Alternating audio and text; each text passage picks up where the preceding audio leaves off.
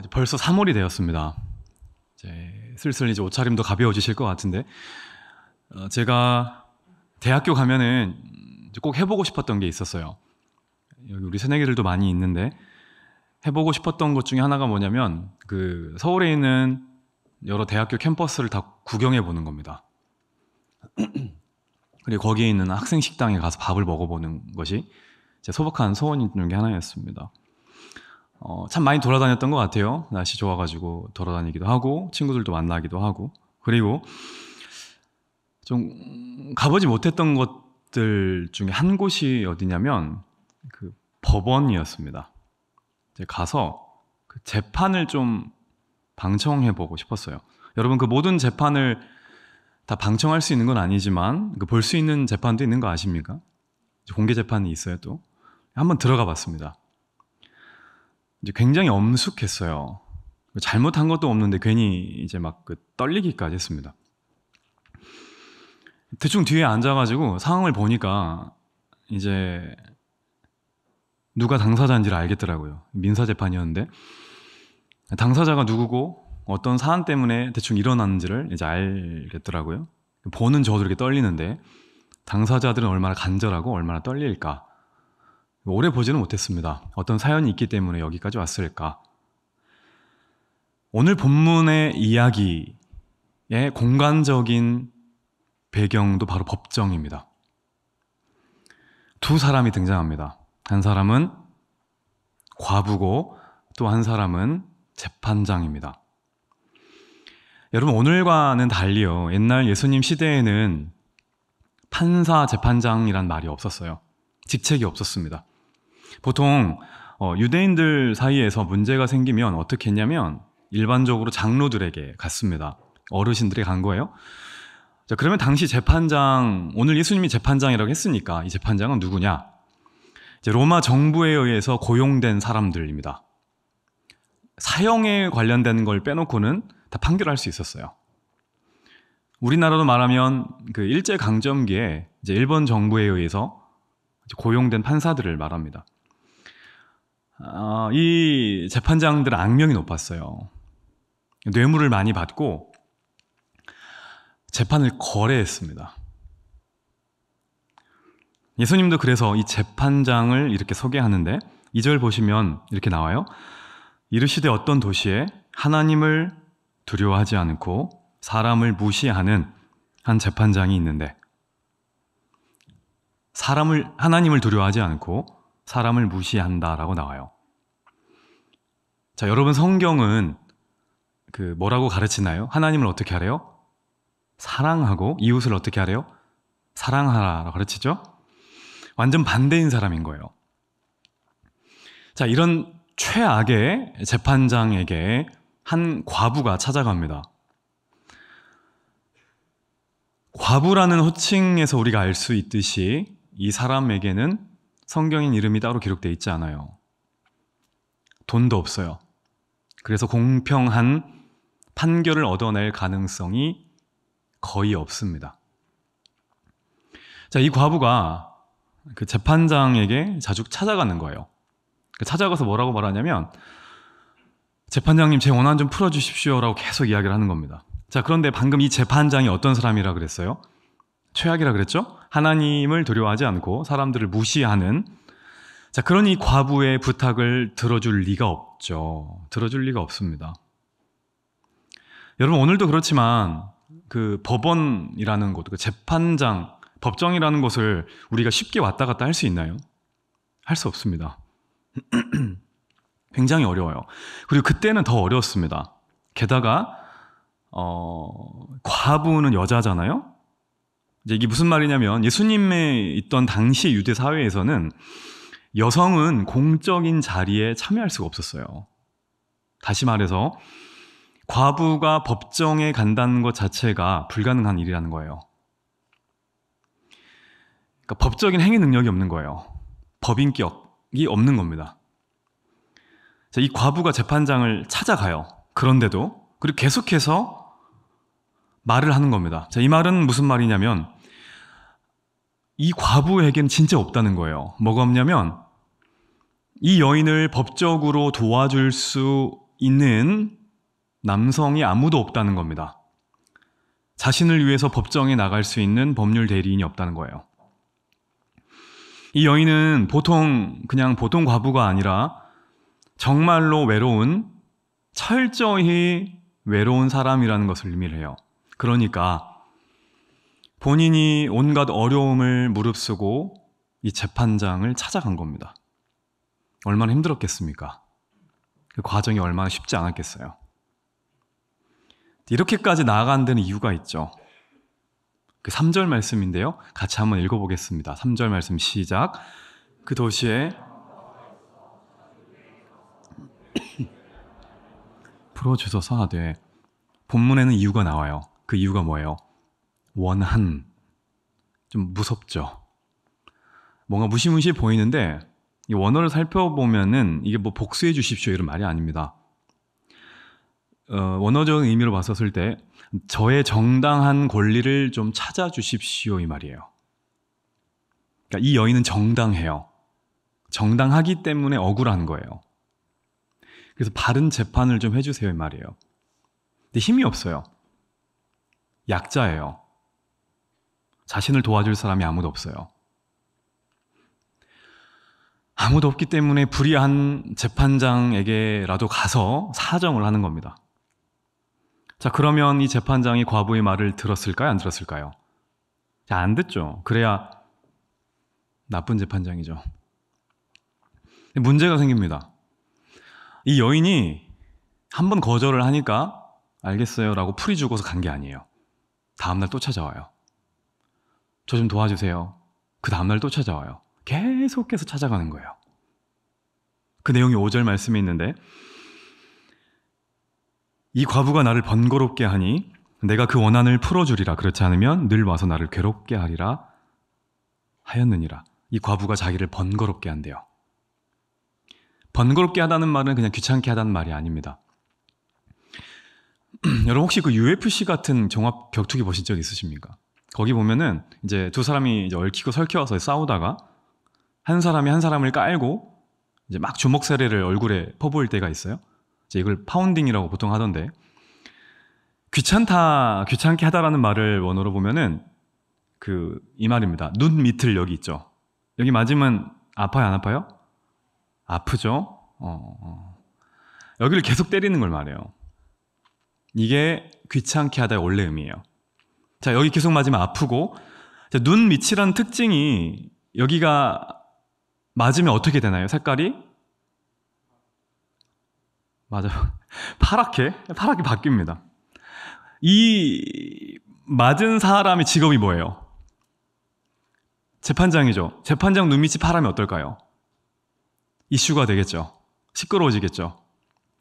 자, 그러니까 이 여인 나를 번거롭게 한다 이 말은 단순히 귀찮게 하는구나가 아니라 곤란한 거예요. 사회적인 명망이 있는 자기를 자꾸 귀찮게 하니까 사람들이 웅성거리는 거예요. 도대체 무슨 일이길래 저 여인이 저렇게까지 귀찮게 하는 거야 하니까 힘든 거예요. 창피당할 것 같으니까. 그러면서 예수님이 이제 하나님 이야기를 하십니다. 불의한 재판장도 한 과부의 이야기를 듣고 공평한 재판을 하는데 하물며 너희 하나님 아버지께서 어떻게 너희의 말을 들어주지 않겠느냐라고 하는 겁니다. 자, 그러면 갑자기 예수님께서 이 비유를 말씀하신 이유가 있겠죠. 이 비유 앞에 어떤 내용이 있는지를 봐야 되는데, 오늘 본문 앞장인 17장에는 종말에 대한 이야기가 나옵니다. 예수님이 다시 오실 그때 어떤 일이 일어났는지를 말하는 건데, 예수님은 자신의 재림에 대해서 이야기를 하면서 마지막 때를 살아가는 제자들에게 오늘 이 불의한 재판장 이야기를 하는 거예요. 다시 한번 말씀드릴게요. 마지막 때를 살아가는, 종말의 시대를 살아가는 당신의 제자들에게 가르침을 주기 위해서 이 불의한 재판장 이야기를 하는 겁니다. 자, 마지막 때의 특징이 뭘까요? 앞장인 누가복음 17장에 나와요. 27절, 28절을 같이 한번 읽어보겠습니다. 시작. 노아가 방주에 홍수가 나서 그들을 다 멸망시켰으며 또 롯의 때와 같으리니 사람들이 먹고 마시고 사고 팔고 심고 집을 사돈. 특징이 있습니다. 특징이 뭐냐면 무관심입니다. 무엇에 무관심해요? 말씀에 무관심합니다. 그리고 두 번째, 이웃들에게 무관심합니다. 말씀의 두 가지 특징, 첫 번째 뭐라고요? 무엇에 무관심하다고요? 말씀에 무관심하고요. 두 번째, 이웃들에게 무관심해져요. 홍수가 있을 거란 소식을 들었어요. 소돔과 고모라가 멸망할 거라는 소식을 들었어요. 그런데 관심이 없어요. 나만 잘 먹고 잘 사면 된다는 거예요. 여러분, 결혼하는 게 나쁜 일인가요? 먹고 마시는 게 나쁜 일이에요? 아니에요. 취업 준비 열심히 해야 돼요. 열심히 공부해야 돼요. 열심히 일을 하셔야 합니다. 그런데 뭐가 문제일까요?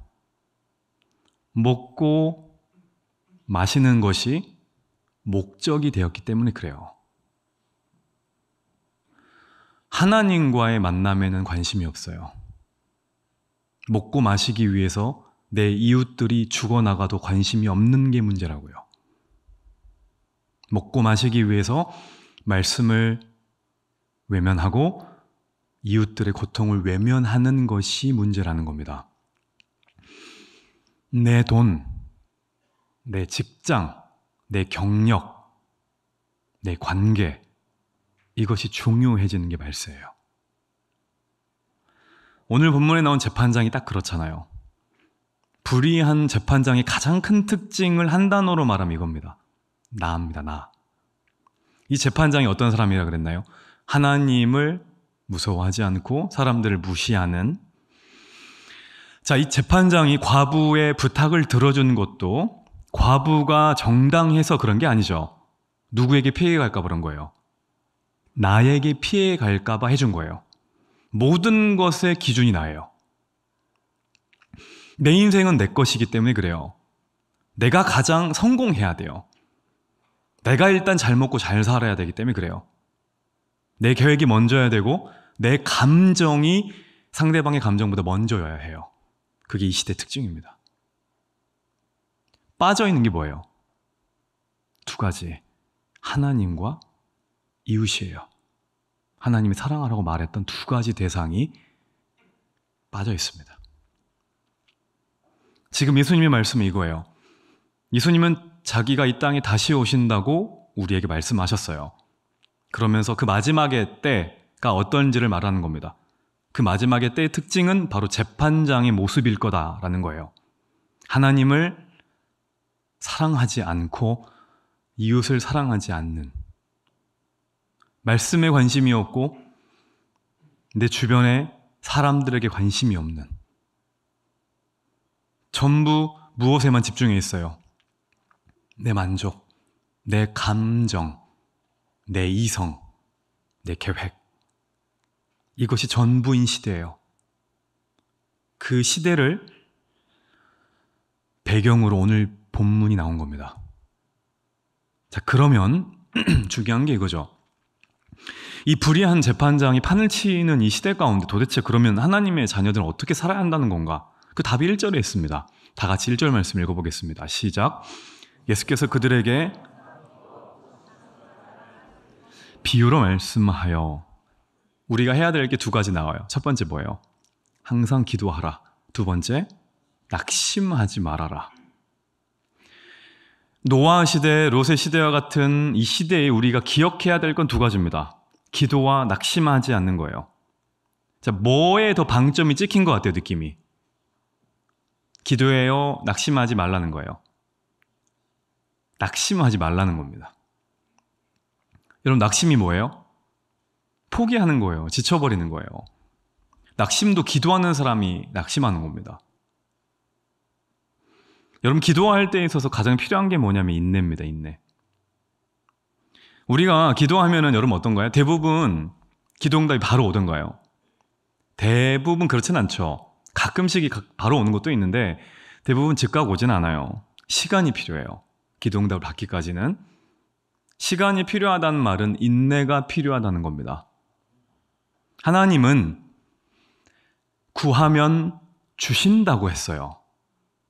다만 즉각 주신다고는 하지 않았어요. 오늘 7절을 봐도요, 이런 구절이 나와요. 밤낮 부르짖는다라는 표현이 나와요. 왜 밤낮 부르짖어요?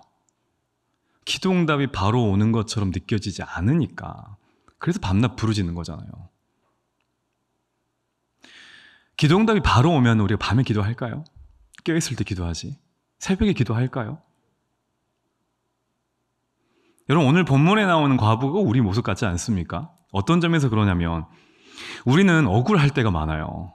예수님을 믿는 것 때문에 양보해야 되고 져줘야 되고 희생해야 돼요. 세상을 살아갈 때. 예수님 믿는 것 때문에 세상에서 힘을 얻습니까? 억울할 때가 많습니까? 억울할 때가 훨씬 많죠. 괴롭잖아요, 가끔씩은. 그럴 때 우리가 어떻게 하나요? 기도를 합니다. 하나님 도와주세요. 자, 그러면 하나님께서 갑자기 나타나가지고 도와주시던가요? 응답이 바로 오지 않을 때가 훨씬 많아요. 그럴 때 우리는 이런 생각을 해요. 분명히 기도하면 들어주신다면서 지금 너무 이 응답이 필요한데 도대체 왜 응답이 안 되는 거야? 라고 생각하면서 기도 후에 뭐가 찾아와요? 낙심이 찾아와요. 그래서 기도를 포기하게 돼요. 소용없구나. 제가 전에 이런 생각을 한번 해봤습니다. 여러분 가끔 인터넷으로 물건 사시죠? 그러면 이제 택배를 통해서 물건이 오지 않습니까? 그 택배를 보면은 그 배송 조회라는 게 있죠. 그 물건을 주문한 그 사이트에 들어가서 배송 조회 클릭해 보면 지금 내가 주문한 물품이 어디쯤 오는구나라는 걸 알 수 있어요. 내가 언제쯤 받을 수 있구나. 그걸 보면서 이런 생각을 한번 해봤습니다. 만약에 기도도 배송 조회가 되면은 얼마나 좋을까? 내가 기도한 것에 대한 응답이 어디쯤 왔는지, 어디에 걸쳐 있는지, 언제쯤 도착하는지를 내가 알 수 있으면 조회가 되면 얼마나 좋겠어요. 예를 들어 우리가 확인할 수 있으면요, 딱 클릭해 봤는데 지금 응답 준비 중. 그럼 어때요? 마음에 소망이 생기죠. 그리고 딱 클릭해 봤는데 응답 배송 시작. 그럼 그날은 신이 나는 겁니다. 괜찮아요. 마음대로 할 수 있어요. 곧 응답이 오겠구나. 기쁘죠. 그리고 난 또 클릭해 봤는데 재고 없음. 자, 이러면 응답된다는 거예요? 안 된다는 거예요? 안 된다는 거니까 깔끔하게 포기하잖아요. 내가 기도를 잘못했구나라고 알 수 있는 거죠. 얼마나 답답했으면 이런 생각까지 해봤겠어요. 응답이 안 되는 것처럼 보이니까. 근데 여러분 기억할 게 있어요. 하나님의 역사는 언제나 인내하는 사람들을 통해서 나타났다는 사실이에요. 오랜 기다림이 있었어요. 아브라함을 보세요. 아브라함이 하나님께 약속을 받아요. 너의 자손이 하늘의 별처럼 많아질 거야. 아브라함은 그 약속이 이루어지는 것을 보고 죽었어요? 보지 못하고 죽었어요? 보지 못하고 죽었어요. 이상만 보고 죽었어요. 자신의 후손을 통해 그게 이루어지는 것을 나중에 알았을 거예요. 평생을 기다리다 죽었어요. 그래서 믿음의 조상인 거예요. 모세가 이집트 왕자로 가서 자기 민족을 구해야지 마음을 먹어요. 그런데 40세 모세 하나님께서 받지 않으시고 몇 년 뒤에 이루세요? 40년 뒤에 80세 때 이루세요. 기다리게 하신 거예요. 여러분 혹시 그 닉 부이치치라는 사람 아십니까? 이제 팔다리 없이 태어난 사람이잖아요. 그 닉이 크리스천인데 하나님을 믿은 거예요. 하나님 불가능이 없다. 어린 닉이 이 하나님 믿었습니다. 그래서 신발을 사다 놨대요. 어렸을 때. 기도를 했답니다. 하나님, 제가 이 신발을 신을 수 있는 발을 주세요. 이루어졌을까요? 발이 생기지 않았어요. 낙심하지 않았대요. 하나님 도와주세요. 계속 기도했대요. 그랬더니 하나님이 네게 발이 되어주셨어요. 두 발이 있는 사람들도 갈 수 없는 곳에 하나님께서 보내신 거예요. 그곳에서 마음껏 하나님 이야기를 하게 해주셨어요. 하나님이 쓰시는 사람들은 언제나 공통점이 있어요. 한결같이 낙심하지 않았다는 거예요. 기도를 끝까지 놓지 않았다는 거예요. 기도에 기도를 더했다는 거예요. 자, 그러면 우리 사람이잖아요. 낙심이 된다고요. 그럼 어떻게 하면 낙심을 하지 않을 수 있을까? 이게 중요하죠. 히브리서 12장 3절 말씀 같이 읽겠습니다. 시작.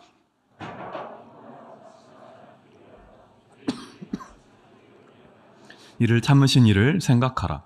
자, 너희가 피곤하지 않기 위하여, 뭐하지 않기 위하여? 낙심하지 않기 위하여. 뭐가 필요하다는 거예요? 뒤에 죄인들이 이같이 자기에게 거역한 일을 참으신 이를 생각하라. 그분이 누구예요? 예수님입니다. 자기를 거역한 사람들을, 자기를 거역한 일들을 참으신 예수님을 끝까지 생각하라는 거예요. 그때 우리가 낙심하지 않을 수 있는 힘이 주어진다는 겁니다.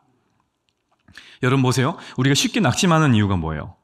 포기하는 이유가 뭐예요? 우리는 자신들을 배반한 사람들을 참으신 예수님을 생각하는 것이 아닙니다. 우리는 무엇을 생각해요? 그 배반한 사람들을 생각한다고요. 배반당한 일들을 묵상해요. 그래서 쉽게 낙심해요.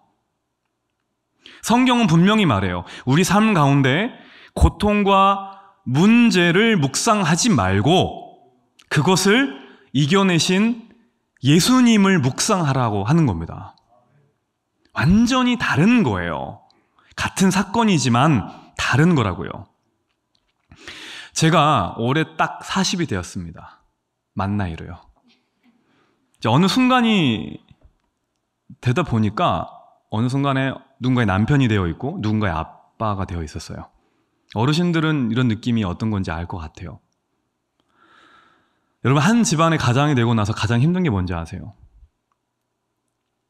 더 이상 집안에서 누군가를 바라볼 수 없다는 거예요. 가족들은 다 저를 보는데, 심지어 저희 집 강아지도 저를 보는데 저는 바라볼 곳이 없어요. 아버지로서 또 부서 사역자잖아요. 나는 그럴 만한 능력이 아직 없는데, 난 번듯한 아빠가 되지 못하는 것 같은데 자꾸 저를 바라보는 거예요. 그 부담감. 그때 제가 하는 게 있어요. 기억하는 거예요.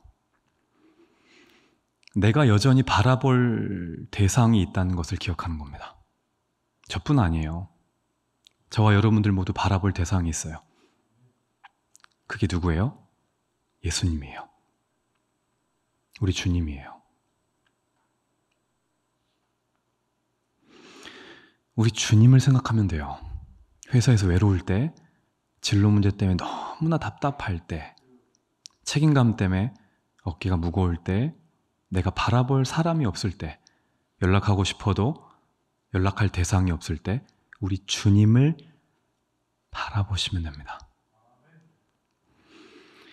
사역하다가 저도 마음이 어려질 때가 있어요. 그때 어떻게 하냐면 잠깐 밖에 나와요. 주님을 생각합니다. 특별하게 하는 거 없어요. 그래, 예수님께서도 힘드셨겠지. 성경을 보면은 예수님이 웃으셨다는 말이 많아요? 우셨다는 말이 많아요? 제가 읽었을 때는 웃었다는 표현은 안 나왔던 것 같아요. 그치, 예수님도 계속 우셨지, 힘드셨겠지. 특히 십자가 묵상하면서 이런 생각이 들어요. 예수님 십자가 달렸을 때 사람들이 조롱하잖아요. 하나님 아들 맞으면 내려와봐. 저 같으면 잠깐 내려왔습니다. 하나님께 양해 좀 구하고, 그리고 잠깐 한 대 때리고 다시 십자가에 올라갔을 것 같아요. 성질을 못 이겨서요. 근데 예수님은 끝까지 참으세요. 너무 참기 힘들 때 십자가에 끝까지 달려 계셨던 그분을 생각해 봐요. 저분은 어떤 마음이었을까? 여러분 신기하게도 그러면 정말 견딜 힘이 생겨요. 느낌이 아니에요. 파워가 주어져요. 여러분 그 인내의 문제는요, 시선의 문제예요. 내가 문제를 바라보느냐 아니면 문제를 이기신 예수님을 바라보느냐, 여기서 갈라집니다. 내가 주님을 바라보면 반드시 소망이 생겨요. 하지만 문제를 바라보면 낙심하게 되어 있어요. 예수님의 제자 중에 베드로 아시죠? 베드로가 물 위를 걷습니다. 언제 걸어요? 예수님을 바라봤을 때 걷게 된 거예요. 자, 언제 물에 빠져요? 무엇을 봤을 때? 풍랑이 있는 바다를 봤을 때 빠져요. 문제는 베드로의 능력이 아니라고요. 원래 베드로는 물 위를 걸을 능력이 없어요. 문제는 시선이에요. 베드로가 무엇을 바라보고 무엇을 생각했느냐가 그의 인생을 나누는 거예요. 오늘날 예수님을 믿는 많은 청년들이 기도를 합니다. 기도를 아예 안 하는 분은 없을 거예요. 잠깐이라도 기도를 해요. 다만 쉽게 낙심해요. 포기합니다. 이유가 뭐예요? 예수님을 안 봐요. 바다를 보고 자기 자신을 보는 거예요. 먹고 사는 문제를 봐요. 내 진로 문제로 머리가 아파요. 하루 종일 진로 문제만 고민하는 거예요. 어떤 사람은 주식 생각만 해요. 주식이 오르면 기분이 좋아지고 주가가 떨어지면 슬퍼하고, 어떤 사람은 하루 종일 애인 생각만 해요. 애인이 바로 카톡에 답을 해주면 구름 위를 날아다니다가 읽었는데 분명히 답이 없다. 그러면 깊이 낙심하고, 어떤 사람은 계속 성경만 묵상하고 내가 왜 이때 이걸 썼을까? 여러분 다 어떤 거의 문제예요? 생각의 문제예요. 묵상의 문제라고요. 자, 재밌는 옛날 이야기 하나 해드릴게요. 옛날에 어떤 임금님이 있었습니다. 임금님이 붓을 들어서 벽에 줄을 하나 그었어요. 선을 쭉 그었습니다. 그 다음에 그 모습을 바라보던 신하들에게 문제를 하나 냅니다. 자, 이 선을 건드리지 말아라. 그리고 이 선을 짧게 만들어라 라고 이야기합니다. 신하들이 당황해요. 불가능하죠. 선을 어떻게 건드리지 않고 지워야 되는데 이게 짧게 만들어요. 아무도 하지 못합니다. 그런데 어떤 한 사람이 자리에서 벌떡 일어납니다. 당당하게 벽으로 갑니다. 그리고 나서 붓을 들고 왕이 그은 그 선은 건드리지 않고 그 옆에다가 훨씬 더 긴 선을 쭉 그어버립니다. 더 긴 선이 등장하자 원래의 선은 짧아졌습니다. 여러분, 이것이 우리가 낙심하지 않을 수 있는 방법입니다. 우리 삶에는 내가 어떻게 할 수 없는 이미 주어진 선들이 많이 그어져 있어요. 그 선들은 절대 짧아지지 않아요. 내가 손을 대지도 못해요. 이 주어진 선을 짧게 만드는 것은 그 옆에 더 긴 선을 긋는 겁니다. 내 삶의 문제들의 선보다 더 긴 예수님의 선을 긋는 거예요. 그것이 바로 기도예요. 한 주 동안 여러분들이 가장 많이 생각하고 바라봤던 것은 무엇입니까? 짧아지던가요? 시선을 옮기시길 바랍니다. 그리고 생각의 대상을 바꾸시기 바랍니다. 주님을 바라볼 때 이 모든 문제들이 반드시 해결될 줄 믿습니다. 마지막으로 한 가지 내용만 나누고요 마칠 텐데요. 오늘 본문은 많은 사람들이 오해하는 본문입니다. 우리도 과부처럼 우리 소원을 하나님께 들어달라고 계속 말하면 결국 하나님도 포기하고 들어줄 거야 라는 말이 아닙니다. 오늘 본문 8절 한번 같이 읽어보겠습니다. 시작. 내가 너희에게 이르노니 세상에서 믿음을 보겠느냐 하시니라. 예수님이 마지막에 보고 싶은 게 뭐예요? 믿음입니다. 어떤 믿음일까요? 하나님께 조르면, 끝까지 그분을 귀찮게 하면 우리가 그분에게서 원하는 걸 받아낼 수 있을 거란 믿음일까요? 그 믿음이 아닌 거가 아시겠죠? 여러분, 기도가 뭐예요? 기도는 우리가 하나님을 설득하는 것이 아닙니다. 기도는 하나님이 우리를 설득하는 겁니다. 왜냐하면 우리가 옳은 것이 아니라 누가 옳기 때문에? 하나님이 옳기 때문에 기도를 계속하면 반드시 그분이 우리를 설득하게 되어 있습니다. 기도를 포기하지 말라는 것은 우리가 하나님 설득하는 것을 포기하지 말라는 것이 아닙니다. 하나님이 우리를 설득해 나가는 과정을 우리가 겪게 될 텐데 그 과정을 포기하지 말라는 말이에요. 무슨 말인지 아시겠습니까?